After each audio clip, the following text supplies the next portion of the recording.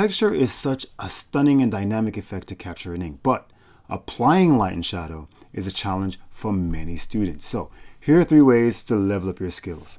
And the usual thank you to those of you who supported my books, Pen Ink Drawing Simple Guide and the Pen Ink Drawing Workbook. We can find tons of tips, tricks, and techniques on rendering textures. All right, thank you. First, focus on where light and shadow meet. This transition area is where we see the biggest visual impact, because textures generally get blown out in light areas and get murky and obscure in shadow, but they're very crisp and well-defined where light meets shadow. So push the details and contrast here, then fade out on either side.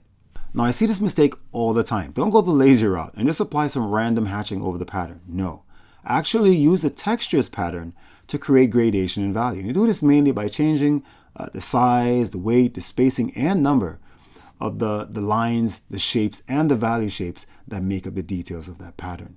A quick reminder before you forget, remember to like the video, comment, subscribe, share, just to show you appreciate the content and want me to keep creating more videos for you. Thank you. And lastly, this is crucial to how textures appear in shadow. I call it an inverted approach. Textures in light are mostly light value, little to no dark, right? So textures in shadow, we should make them mostly deep value with very little light. So for example, a texture with mostly light shapes in light will flip to mostly dark shapes in shadow. And it's that simple. Okay, so you see these tips are simple and subtle, but can really pack a punch and make your drawing so much more dynamic like they do for me. Okay, everyone, thanks so much for watching this video. If you enjoyed it, remember to give it a thumbs up, subscribe, and hit that bell. I'll see you next video.